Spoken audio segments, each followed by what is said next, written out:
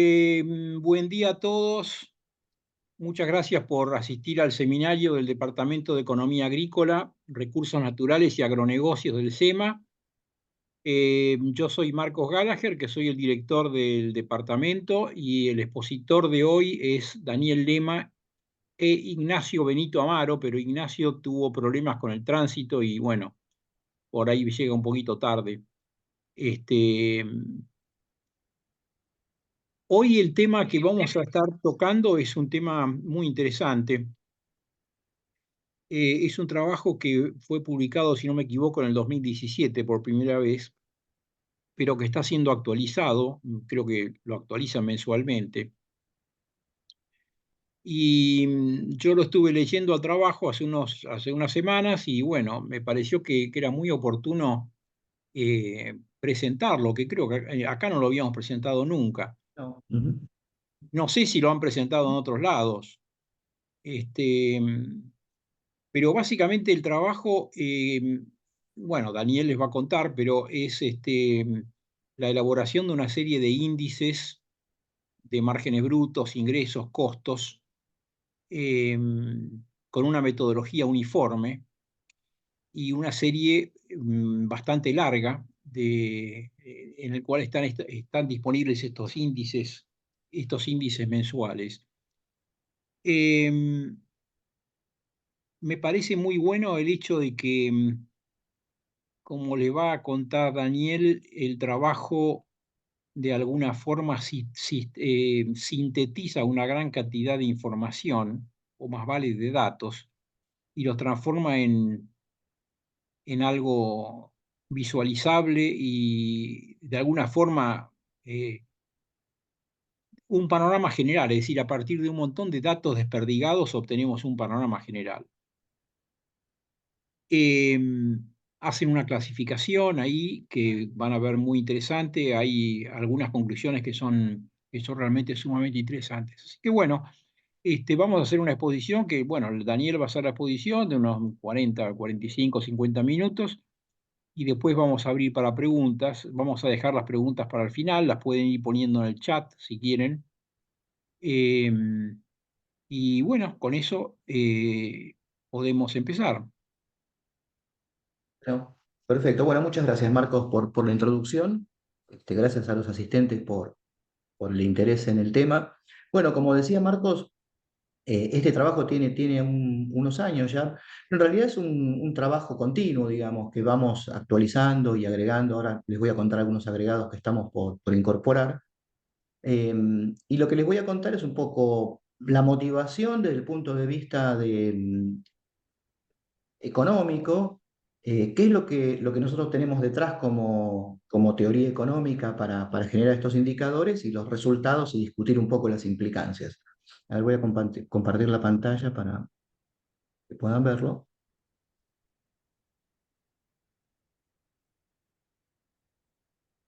Bueno, como les decía Marcos, es un trabajo que hicimos con Ignacio Benito Amaro, que también es profesor asistente aquí en la universidad, exalumno de la maestría y también economista del Centro de Investigación en Economía del INTA, donde elaboramos esto y está publicado. Ahora les voy a pasar el link, después voy a dejar la presentación disponible en la web de la universidad para que lo puedan bajar. Como les decía, nosotros cuando empezamos con esto lo que queríamos tener era en unos pocos indicadores un panorama general de cuál era el resultado económico esperado para los principales cultivos agrícolas. Entonces, eso está publicado, como les decía, en una nota metodológica cuando se hizo, y yo les voy a contar esta nota y les voy a mostrar los resultados recientes, el histórico y el reciente con algunos agregados.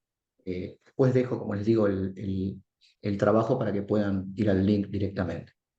Como yo decía antes, lo que tenemos detrás es alguna teoría o alguna forma de pensar la agricultura en términos económicos. Y eso es lo que nos permite después reinterpretar y tratar de armar el panorama, digamos, de qué nos dicen estos indicadores. Entonces, primero, cuando pensamos en el sector agropecuario, o el agro en general, decimos, para producir hay que combinar factores, tierra, trabajo, capital, eso se combina de alguna manera en términos productivos, pero con incentivos económicos para obtener beneficios. Pero el sector agropecuario tiene una característica que es que hay un factor específico que no puede ser obviado, que es la tierra. Y la tierra es un factor que en economía identificamos como de oferta fija. Es decir, en el corto plazo la cantidad de tierra disponible no cambia. Obviamente, en el largo plazo o eventualmente inversiones pueden convertir tierra no productiva en productiva y la frontera agrícola se puede ampliar, pero digamos que en un plazo corto uno puede pensar que la cantidad de tierra está fija y no cambia. Y cuando nosotros en economía tenemos un factor de oferta fija, un factor no reproducible, la diferencia de la tierra con otro capital es que el capital a través de la acumulación y la inversión es reproducible. Por lo tanto, dependiendo de los precios, hay incentivos a acumular capital y aumentar la cantidad de capital, y entonces el capital es un factor de oferta variable. Como la cantidad de tierra es fija, la retribución a un factor de oferta fija es lo que se denomina con una renta. Entonces, esa es la idea de renta, digamos, en términos económicos, cuando decimos renta nos referimos a eso, o sea, la remuneración de un factor de oferta fija. No tiene un sentido peyorativo, un sentido, digamos, de calificación, sino se refiere a esa denominación económica. Hay otros factores de oferta fija que también perciben renta. Uno puede pensar, no sé, el talento artístico o el talento deportivo genera que determinados individuos, no sé, Messi es el poseedor de un talento de oferta fija, está incorporado en el mismo, no es reproducible y obtiene una renta muy importante por eso. También económicamente eso es una renta. Los otros factores, como yo decía, trabajo, el capital es un factor de oferta variable porque se acumula, el trabajo es un factor de oferta variable porque dependiendo del salario, los individuos ofrecen más o menos trabajo, y otros factores, otros insumos en la economía, por ejemplo, que se producen en competencia, se remuneran por su productividad marginal o por su valor marginal. Eso quiere decir que en la medida en que cambian los precios, hay más o menos oferta. En cambio, cuando nosotros pensamos en la remuneración al factor de oferta fija, económicamente la renta de la tierra se determina de manera residual. ¿Qué quiere decir esto? Que en un modelo de competencia, teóricamente, para obtener factores que operan en competencia perfecta o en un mercado competitivo, lo que hay que hacer es pagar como mínimo el producto marginal, el valor del producto marginal de ese factor para incorporarlo a un proceso productivo. Eso hace que los factores productivos en competencia tengan un precio único, que es el valor de su productividad marginal. Entonces, eso implica que hay que pagar el costo de oportunidad por, no sé, por un camión, por una unidad de capital o por una unidad de trabajo que queremos incorporar al proceso productivo en agricultura.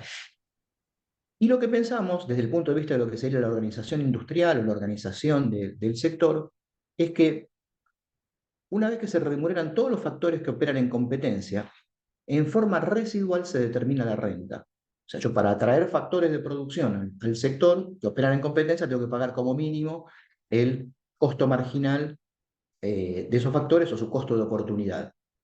Una vez que remunero todos los factores que operan en competencia, lo que queda como residuo sirve para remunerar al factor tierra. Por lo tanto, lo que se dice es que la tierra es el reclamante residual de los ingresos. Eh, el nivel de renta, o sea, una vez que se remuneran todos los factores de competencia, el nivel que queda de renta no determina la cantidad que se ofrece del factor fijo, sino que revela cuánto se remunera y también genera incentivos para el uso óptimo de ese factor, porque en la medida en que la renta tiene un determinado nivel, induce a el uso óptimo de ese factor. Entonces, el nivel de renta, lo que queda de renta, tiene dos roles relevantes. Uno es la habilidad en el uso del resto de los factores que operan en competencia. Alguien que es relativamente hábil o eficiente, digamos, es probable que use los factores que operan en competencia de manera muy óptima, de manera conveniente, y le va a dejar un residual para remunerar al factor tierra mayor que alguien que opera con algún nivel de ineficiencia. Entonces, el nivel de renta que obtienen los individuos por el uso de factores variables y lo que queda para remunerar el factor fijo tiene un factor de información bien importante en el mercado. Cuando nosotros pensamos en agricultura, en términos de renta, pensamos en un indicador que es el margen bruto de los cultivos o de alguna actividad, puede ser en ganadería también, pero este margen bruto es la diferencia entre ingresos y costos. Es un indicador que se publica y que aparece usualmente como indicador eh, eh, de conveniencia relativa, que sirve para tomar decisiones. Es un indicador muy general, pero está bastante difundido y bastante eh, publicado en diferentes medios y uno puede encontrar artículos acerca de cómo están evolucionando los márgenes en diferentes cultivos, en la campaña fina, gruesa, etcétera. ¿Qué es lo que tenemos en términos de composición o cómo se calcula el margen? Esto es algo relativamente conocido, pero no está mal, digamos, aclararlo. Pensamos en que el margen bruto o renta es la diferencia entre los ingresos totales y los costos totales, ¿sí? Donde los ingresos totales, y esto lo determinamos a nivel de una hectárea de maíz, una hectárea de trigo, es el rendimiento esperado por el nivel de precios de ese cultivo. Entonces, el ingreso total por hectárea es cuánto espero obtener en términos de toneladas o de quintales, multiplicado por el precio de la tonelada o del quintal. Y los costos totales los podemos separar en diferentes componentes. Una parte que son los costos directos, ¿sí? Una parte que son los costos de cosecha y una parte que son los gastos de comercialización. ¿Qué son los costos directos? Los costos directos incluyen los costos de labranza, ¿sí? Los costos de todos los insumos variables como agroquímicos, fertilizantes y los costos de la semilla. Esos son los costos directos de producción, vinculados con los insumos utilizados directamente en producción. Después tenemos los costos de cosecha, que son todos los labores realizadas para la cosecha, y todos los gastos de comercialización para llevar el producto desde la tranquera hasta el mercado.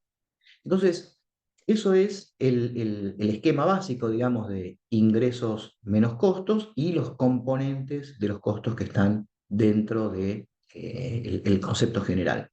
Eh, el precio en general es el precio de algún mercado, en este caso pusimos ahí el precio del mercado a término de Buenos Aires, que indica el margen. Si es al momento de siembra, es el margen esperado; si es al momento de cosecha, es el margen que se está realizando en función de los costos incurridos. ¿Qué fue lo que nosotros pensamos al armar estos indicadores? Bueno, tenemos una gran cantidad de información que está disponible, por ejemplo, la revista Márgenes Agropecuarios, que publica sistemáticamente esto desde hace muchos años. Entonces, lo que hicimos fue una colección de todos los márgenes brutos y sus componentes individuales que publicó la revista en los principales cultivos: maíz, soja, girasol y trigo.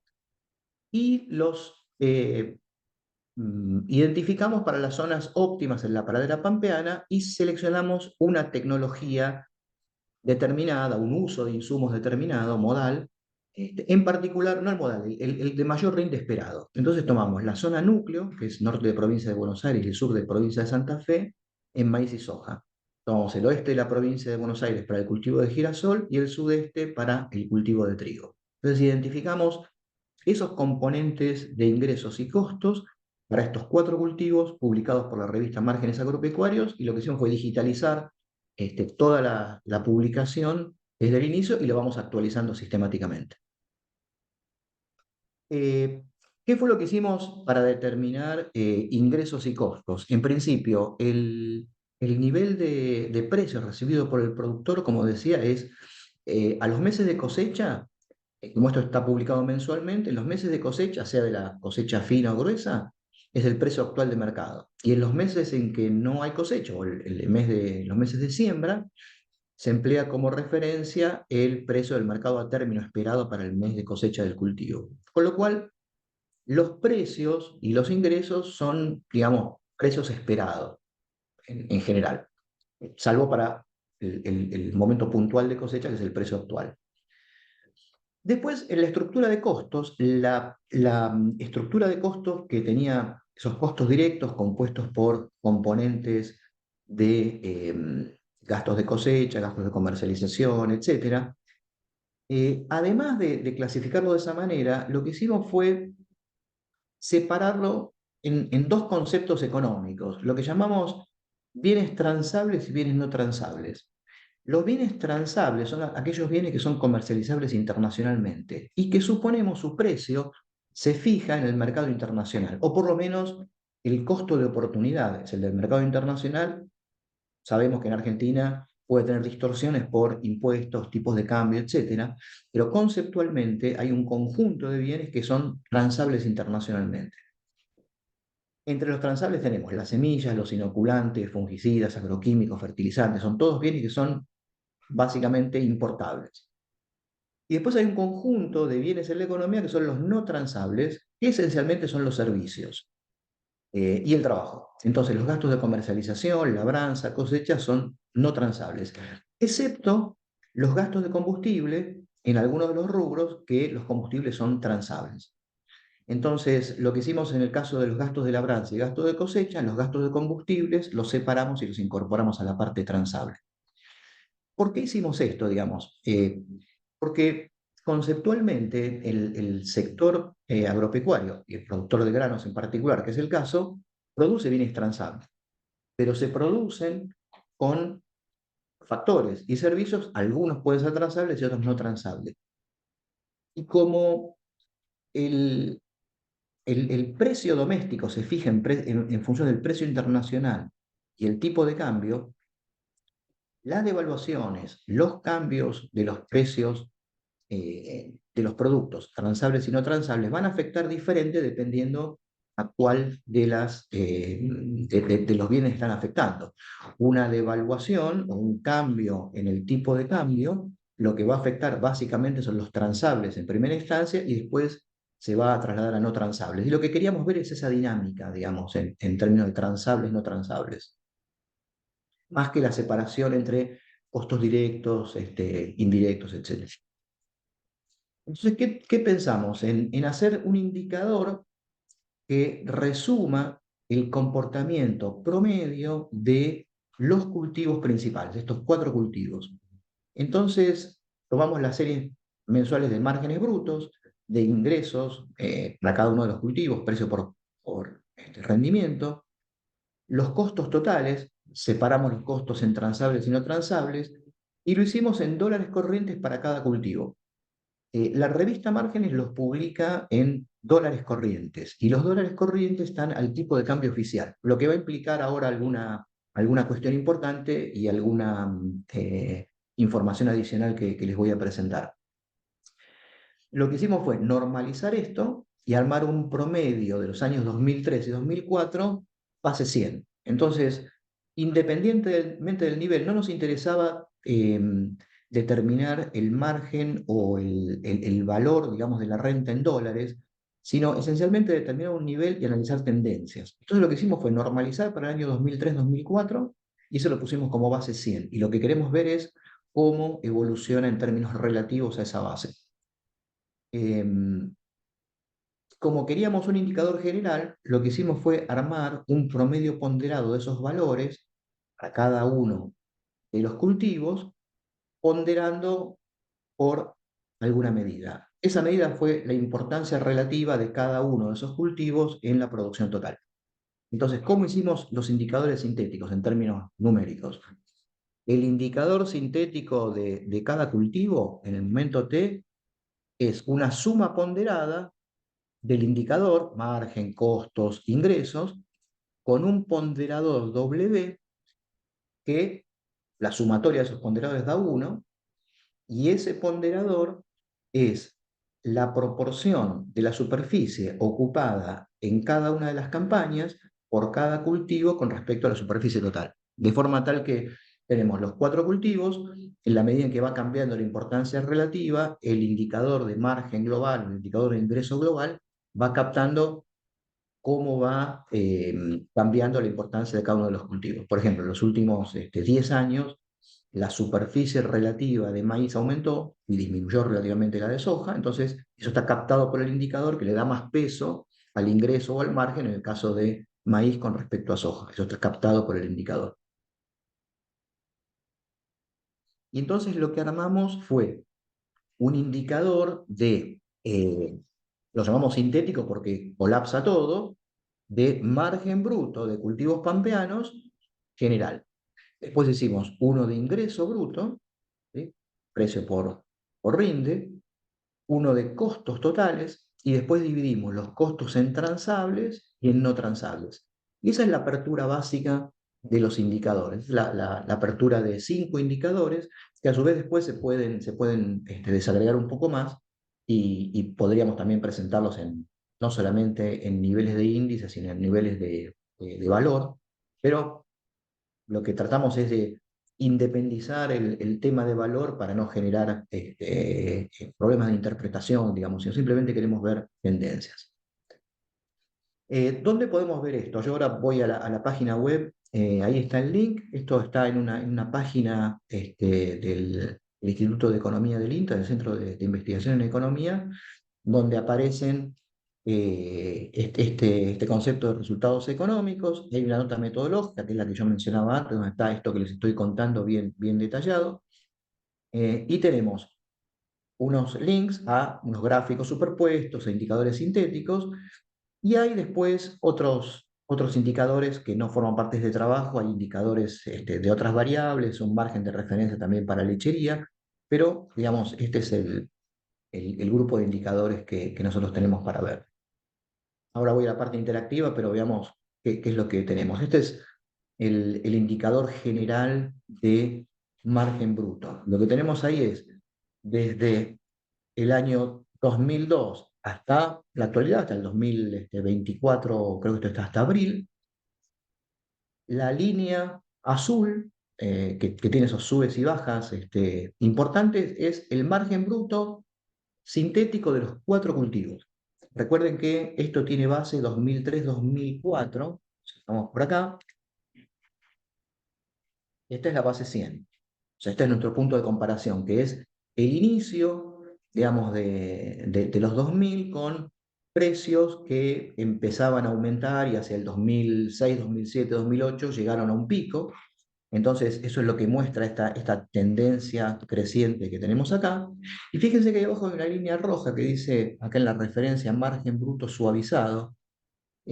Dado que los márgenes son mensuales y la variabilidad de precios o la variabilidad eventualmente de tipo de cambio o precios de factores generan esos serruchos, digamos, lo que tenemos ahí es un mecanismo de filtrado que se puede pensar como una media móvil, es algo un poco más sofisticado, que es un método de regresión eh, autorregresiva, pero es un mecanismo de media móvil para ir promediando y tratar de aislar lo que llamamos la tendencia y el ciclo, ¿sí?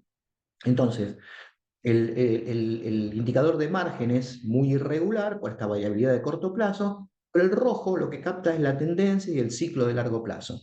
Y bueno, lo que estamos viendo ahí es el ciclo de aumento de precios de commodities en la primera etapa hasta el 2008 aproximadamente, después la baja y la vuelta a subir hacia el 2011, ¿sí? Y el margen que va acompañando eso, y después el descenso y una nueva suba hacia el 23, 22, 23, que tuvimos un nuevo aumento de los precios de los granos.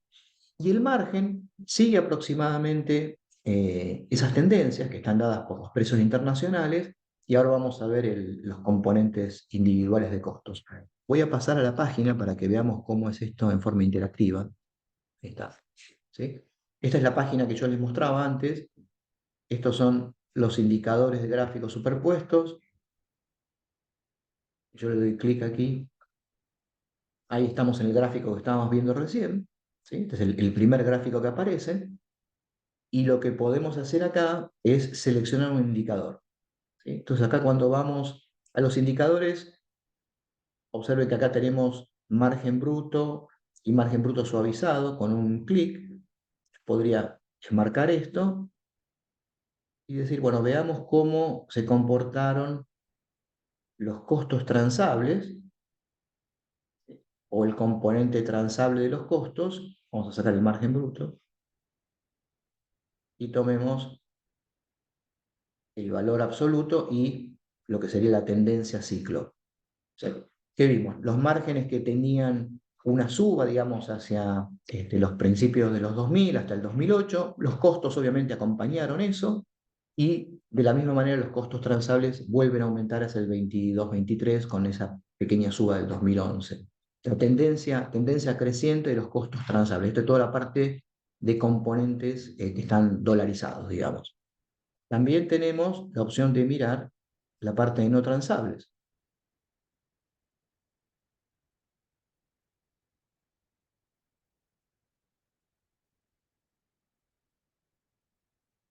Y tenemos un comportamiento relativamente similar, ¿no? Los costos no transables, el componente no transables, piensen que esto está medido en dólares corrientes, por lo tanto está afectado por la conversión de tipo de cambio, pero también un aumento de los componentes no transables. Es decir, los ingresos estuvieron creciendo por precios, también podemos ver el ingreso bruto, digamos.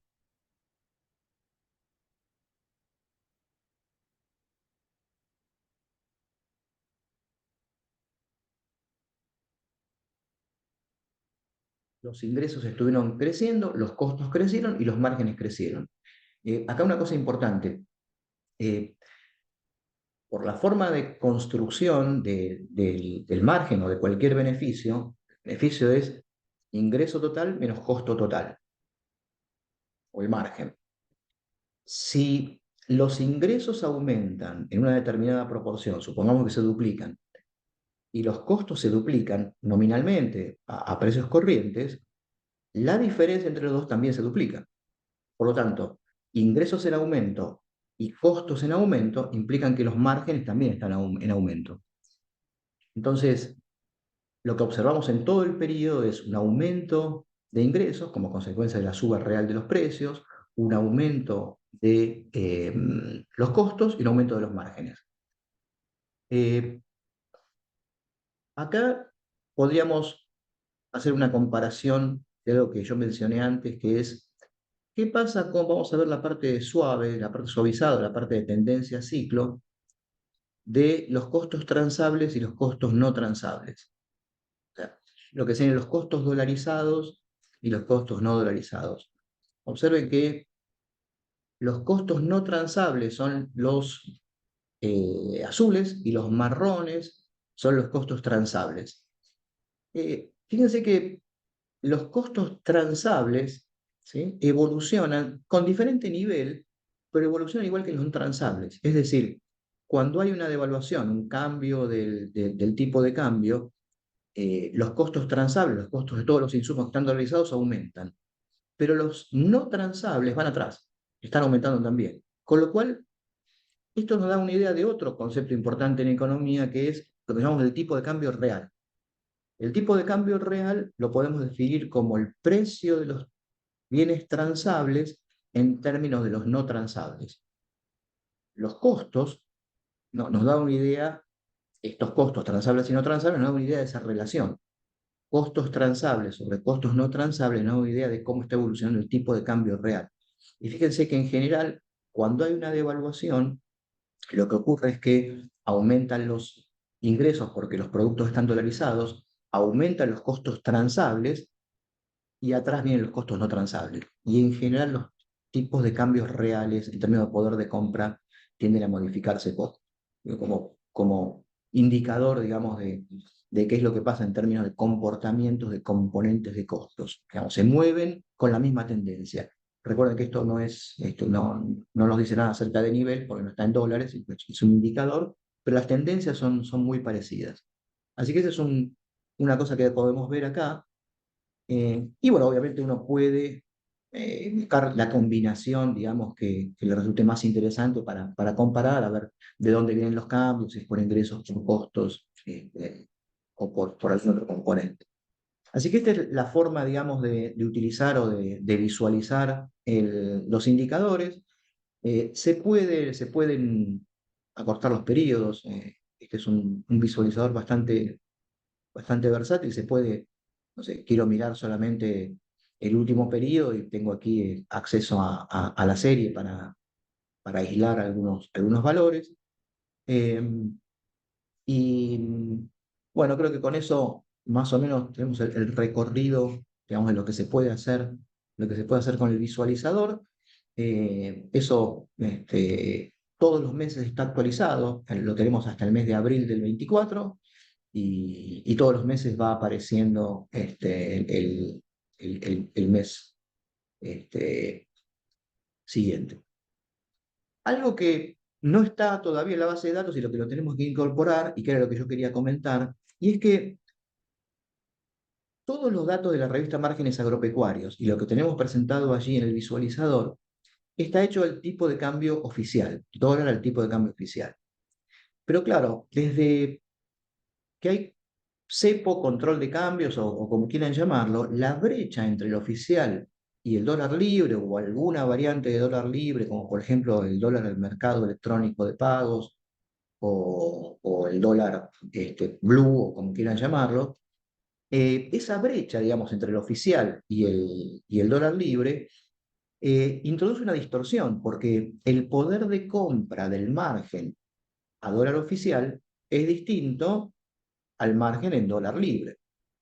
Entonces, lo que hicimos fue recalcular a partir de la disponibilidad de información, en este caso desde el año 2018, el margen, el indicador de margen general, lo tenemos para todos, pero este es como una síntesis, el indicador de margen general, sintético para todos los cultivos, al dólar oficial, que es lo que tenemos, y lo recalculamos al dólar MEP, al dólar del mercado electrónico de pagos. ¿Qué ocurre? Cuando no hay brecha entre dólar oficial y dólar paralelo, tenemos que los márgenes son idénticos, ¿sí? Pero cuando empieza a aparecer la brecha, el margen en términos de dólar oficial empieza a aumentar y el margen en dólar MEP, el poder de compra, empieza a caer. Perdón, estamos en un botón señal, gracias. Este, y esta línea azul, que es el margen en dólar MEP, lo que representa es el poder de compra del margen en términos de dólar paralelo. Simplemente para tener una idea de las dimensiones. Observen que 2003-2004, la base es 100, ¿sí? En promedio, digamos, los márgenes aumentan hacia el 2008 aproximadamente, llegan a 200, 220, después en el 2011 están en 150, y acá hacia el 2022-23 con una brecha enorme estamos en 300, ¿sí? De indicador. O sea, margen que es el triple del inicio, que es este que tenemos acá, ¿sí? Bueno, eso está exagerando el margen, está exagerando el poder de compra de los márgenes de los cultivos agrícolas por la brecha. Cuando lo miramos en términos de dólar paralelo, vuelve a los niveles de 150 aproximadamente, no es un margen tan exagerado. O sea que la línea azul, el dólar MEP, es el verdadero poder de compra medido en dólares reales. Y interesante ver lo que pasa en el periodo reciente, digamos, cuando hacia el 23 la brecha comienza a ser más grande y hay algunos cambios de precios, dice que el poder de compra cae, y en diciembre del 23, enero del 24, que se da la variación del tipo de cambio, el ajuste del tipo de cambio en diciembre del 23 y la convergencia y el cierre de brecha, los dos márgenes vuelven a aproximarse. Todavía hay una brecha, pero mucho menor. En la medida en que haya un solo tipo de cambio, volvemos a unificarlo. Así que esto me parece que sería lo que deberíamos incorporar, porque si no tenemos márgenes que están exagerados, están por encima de los valores reales en términos de poder de compra. Esto lo podemos mirar también no solamente en cada uno, no solamente en el agregado, sino en cada uno de los cultivos. Tenemos los márgenes tipo de cambio oficial y el tipo MEP para soja, para girasol, para trigo y para maíz. En todos los casos pasa lo mismo, hay diferencias entre uno y otro, tal vez en algunos productos es más intenso, no sé, en el caso de maíz aparentemente hay como una mayor intensidad en, este, en los diferenciales, y bueno, uno puede identificar, digamos, qué cultivo puede haber estado más afectado, digamos, en términos de evolución de ingresos y de costos por estos diferenciales de tipo de cambio. Esto en cuanto a la descripción de cómo se componen los indicadores, cómo los construimos y alguna corrección que se puede hacer para tener una idea de cómo impactan variaciones en el tipo de cambio. ¿Alguna utilidad, digamos, que nosotros le podemos sacar a este indicador en términos de inferencia? Como yo decía al principio, el margen es lo que queda después de remunerar a todos los factores de oferta competitiva. Es decir, tengo que pagar los insumos, las labores, los gastos de comercialización. Lo que queda como margen, teóricamente, es en forma residual lo que debería utilizarse para remunerar el factor tierra y eventualmente el factor empresarial por la operación en la producción de ese cultivo. Quiere decir que en la medida que los márgenes son más grandes, esa renta conceptual es mayor y hay un mayor residual para remunerar el factor tierra. Por lo tanto, deberían correlacionarse los márgenes, o por lo menos el indicador de márgenes, en términos de tendencia, con lo que pasa con los valores de arrendamientos.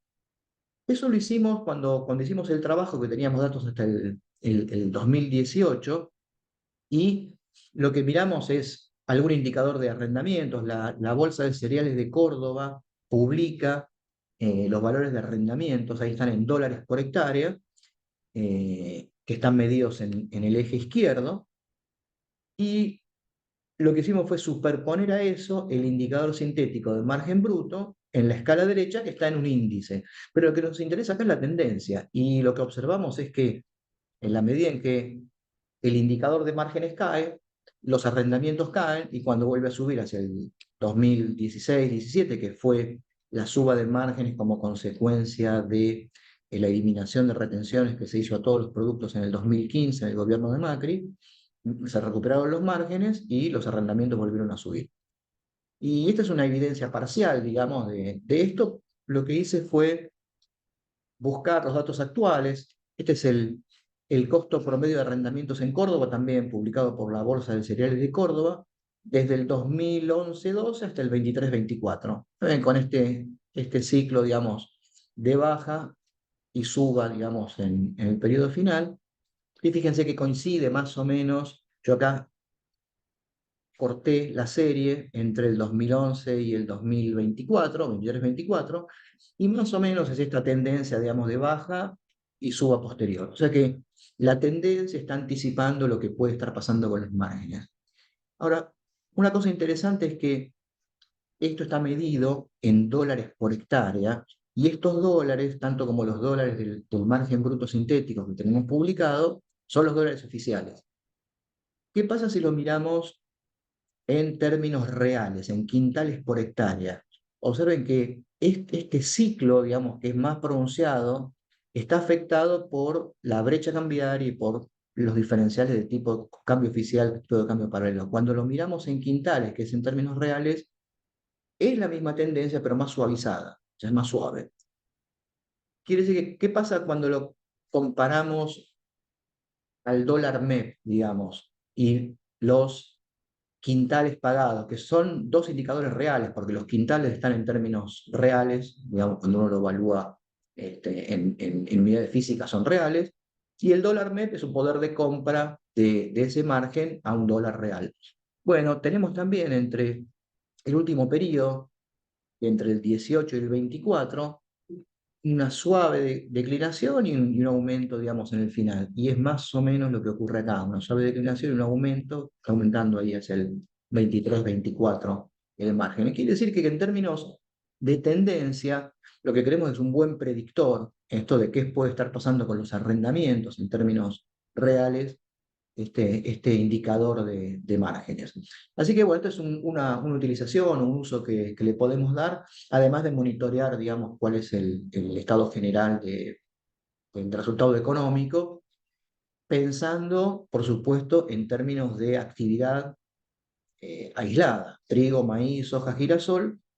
Los resultados a nivel empresario obviamente pueden variar porque la empresa puede combinar diferentes actividades, inclusive otras actividades como ganadería. Este es un indicador simplemente de eh, actividad por cultivo, no de resultado empresario, que es otra cosa.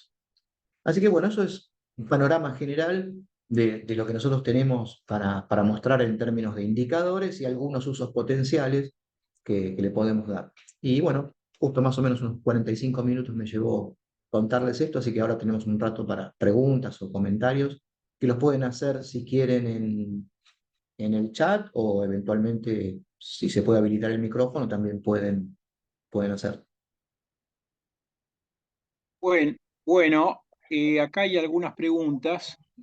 Eh, Juan Francisco Neira pregunta si los gastos de estructura no tendrían que considerarse antes de hacer el cálculo de renta. Sí, claro. Sí, sí, seguro. Lo que pasa es que los gastos de estructura van a ser variables en función de las características de la empresa, digamos. Estos indicadores de margen son indicadores por cultivo y en ese sentido se hace abstracción de la estructura empresarial, que puede ser sumamente heterogénea. Sí, absolutamente, los gastos de estructura van a ser variables, pero lo que nosotros tratamos de pensar con esto es que la estructura de la empresa puede variar, puede haber empresas más eficientes o menos eficientes, pero en promedio este cálculo de margen nos va a dar una idea del poder de pago por el factor tierra, independientemente de la estructura. Los que tengan estructuras más ineficientes tendrán menos poder de pago y bueno, tendrán problemas para conseguir tierra, imagino, o para alquilar este, dado los precios de mercado y viceversa, pero sí, definitivamente tendrían que considerarse, es lo que va a quedar como residual. Y pregunta Bueno, si es moneda constante. Bueno, es en dólares corrientes, no están ajustados por inflación de Estados Unidos, están ajustados por la variación de tipo de cambio, nada más. bien. Eh, Ahí en la revista Márgenes, digamos, el planteo técnico permanece básicamente inalterado, por lo menos las veces que yo lo he visto, hay un planteo técnico inalterado y rendimientos que son bastante más altos que los rendimientos nacionales, pero también están bastante con poco cambio, ¿no? No sé si es así.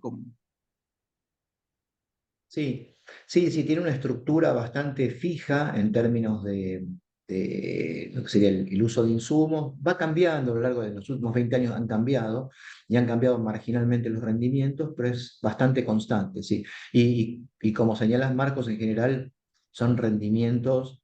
Nosotros seleccionamos la mejor alternativa, los rendimientos de las mejores zonas y obviamente, como tratamos de tener un indicador que refleje tendencias, la variabilidad individual, la variabilidad de resultados, ejemplo, los quebrantos por una sequía no lo va a captar este indicador, porque obviamente no va a captar la caída de rindes ex post. Digamos, lo que están mirando es el margen esperado eh, y no va a captar los efectos de caídas de rindes o de variabilidad. Eso no lo tenemos. Y tampoco eh,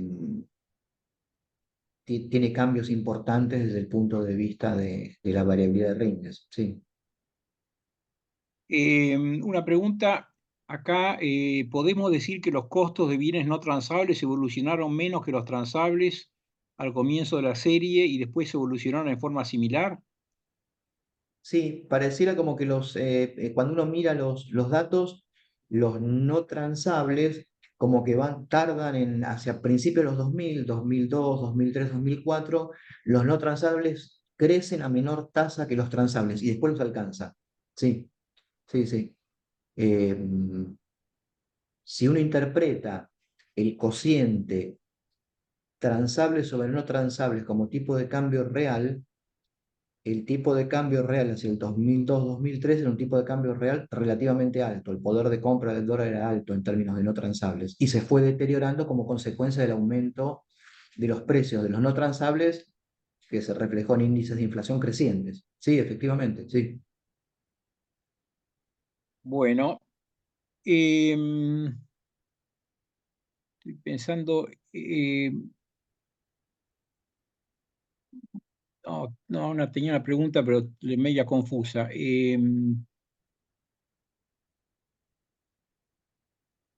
Sí, estoy tratando de... No, el tema de gastos de estructura que aparecía, obviamente es un tema relevante, pero, pero dada la heterogeneidad, si uno quiere tener un indicador general, bueno, no lo podemos captar, pero sí es un tema importante. Lo que pasa que eh, el gasto de estructura sería básicamente el gasto de administración del equipo de maquinaria, porque la palabra estructura se emplea más que nada para referirse a productores en una empresa convencional que tiene tierra, digamos, y ahí tiene, Sí, generalmente se habla de gasto de estructura, ¿no? Bueno, obviamente el alquilador de tierra que tiene un equipo de maquinaria o el inversor que hace el pool, por ejemplo, bueno, también tiene costos adicionales a los costos de producción, pero esos costos van a depender muchísimo de la escala de producción que tiene, ¿no? Si la escala de producción es chica, van a ser comparativamente más altos que si la escala de producción aumenta. Así que, a diferencia de los gastos directos, que son más o menos independientes de la escala, los gastos de estructura son muy dependientes de la escala. Entonces, ahí hay un tema que no resulta fácil de resolver, ¿no?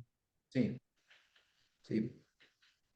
El otro punto que me parece interesante que sale es que cuando, cuando aumentan los ingresos, porque están aumentando los precios de los productos, eh, como, como también hay una transmisión, digamos, en términos de los costos de los transables y los no transables, vimos que están aumentando los ingresos, están aumentando los costos, ¿no?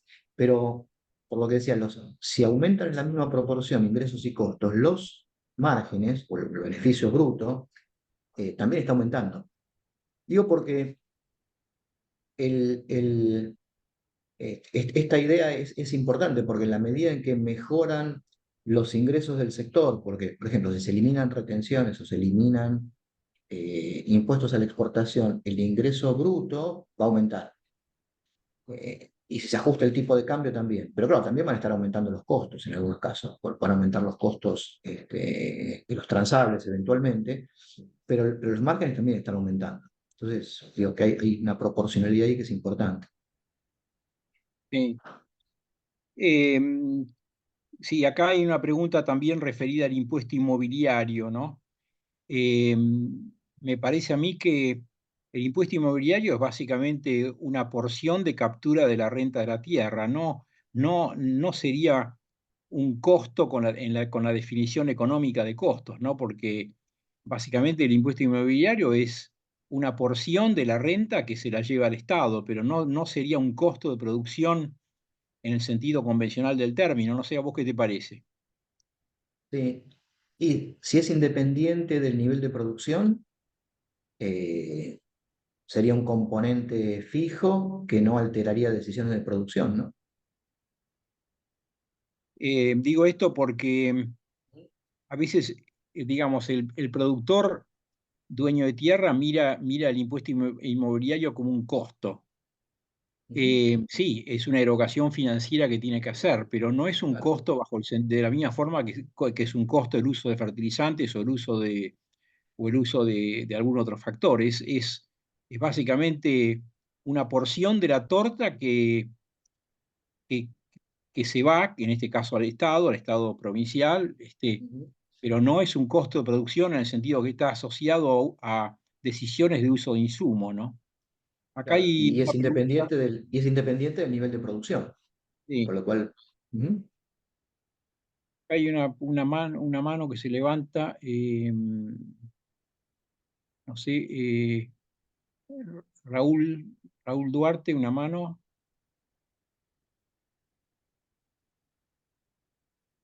no no sé sé si está si, habilitado el micrófono o... si puede habilitar el micrófono o... A mí me sorprendió cuando miré los datos de agromercado, de márgenes agropecuarios, Ujú, me sorprendió el enorme aumento de salario en la serie 2002-2022. Yo lo revisé muchas veces a eso, pero los salarios, si mal no recuerdo, eran en el 2022, en comparación con 20 años antes, se habían multiplicado en los dólares que calculan ellos en 2,5 o 3 veces.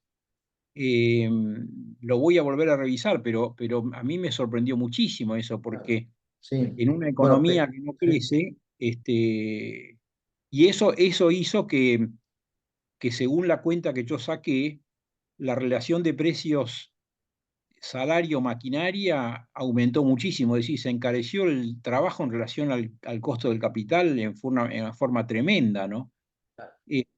Ahí sería, si ustedes tienen esos datos, yo creo que sería interesante, eh, como ya los tienen a los datos, por ahí poner algunas relaciones insumo-producto también, ¿no? Especialmente salario-maquinaria, por ejemplo, ¿no? Sí, salario-maquinaria, que es sí. el insumo más sustituible, los otros no son tanto, ¿no? Pero digo, pues si los datos ya están, ese es un tema bien interesante, ¿no? Sí, sí, sí, se puede trabajar y poner esas relaciones. eh, y sería interesante hacerlo también también al dólar oficial y al dólar. Al dólar oficial es como está, a un dólar paralelo o un dólar alternativo, para ver qué pasa en términos de poder de compra real. ¿Mm? Sí, Acá José Rodríguez pregunta, ¿podríamos tener algún porcentaje de la composición de gasto de cosecha y de comercialización en el total de costos? Cosecha y sí, comercialización también como una claro. categoría separada, ¿no? Hay Ujú, una observación con respecto a cosecha y comercialización, algo que yo siempre a veces pienso, ¿no? Es distinto el gasto de cosecha y comercialización que el gasto de uso que los gastos pre cosecha, ¿no? En el sentido de que, en cierto sentido, los gastos de cosecha y comercialización son descuentos de precios. sí, Eh, eh, y mientras que los gastos pre cosecha no son descuentos de precio, los gastos pre cosecha están asociados a uso de insumos. Y una importancia de esto es que vos gastás en cosecha y comercialización una vez que tenés producto, pero gastás en fertilizantes sin tener producto. Entonces, conceptualmente me parece que es un poco distinto. Por lo menos conviene tener presente la diferencia en el sentido de que unos son gastos que ocurren una vez que tenés el producto y otros son gastos que ocurren o esfuerzos que ocurren antes de tener el producto, ¿no? sí. Em, Eso es cierto y también que por la forma de cálculo, la forma en que están hechos los márgenes, lo que yo señalaba al principio, que, no sé, si tomamos, no sé, para trigo, el margen de mayo, junio es un margen esperado, ¿no? Porque están los gastos en función de los costos actuales de los insumos y un precio esperado futuro, es un margen esperado. Y el mismo margen en el mes de diciembre, enero, es un margen al precio disponible, pero con costos del momento, digamos, en términos de insumos y los costos de comercialización del momento. Así que hay una cuestión temporal ahí que me parece que es lo que da tanta variabilidad en el valor observado de los márgenes, ¿no? Porque es como diferentes eh, conceptualizaciones temporales en cada momento de cálculo. Pero después, bueno, me parece que con la suavización, con esta medida móvil, nos da una idea de la tendencia. Pero hay que ser cuidadoso con también lo que vos decís, Marco. En un momento, unas cosas son ex ante y otras ex post. ¿Sí? Claro, una cosa es el margen ex ante, donde ahí es la ganancia esperada una vez que sabe los costos, pero no sabe los ingresos, y otra vez es el margen ex post, que sabe los ingresos y los costos en realidad son los costos de oportunidad, como si pudiera vender en ese momento los insumos que usó. Pero los insumos que Claro, usó en ese momento no los puede vender porque ya los usó, digamos, ¿no? claro, Pero bueno, de exacto, todos sí. modos, me parece bien interesante este aporte, ¿no? Muy, muy útil. Bueno, me parece que ya no hay más preguntas. Si alguna pregunta adicional hay, la podemos, por supuesto, hacer, pero me parece que no tenemos más preguntas, así que bueno, Daniel, podríamos ir cerrando. Bueno, muchas gracias por la atención y muchas gracias por los comentarios. Lo que vamos a hacer es, después subimos el PowerPoint que presenté a la web, así queda la referencia también de dónde pueden ubicar los indicadores, el link al sitio. Bueno, perfecto. Bueno, entonces Bueno, con eso, de vuelta les agradecemos que nos hayan acompañado y nos vemos en el próximo seminario. bueno, gracias Marcos. Bueno, muchas gracias a todos y nos vemos la próxima. Bueno, che, Tenemos un después, seminario ahora en junio, así que ajá, perfecto. 14 de junio. Ahora te mando un WhatsApp, Daniel.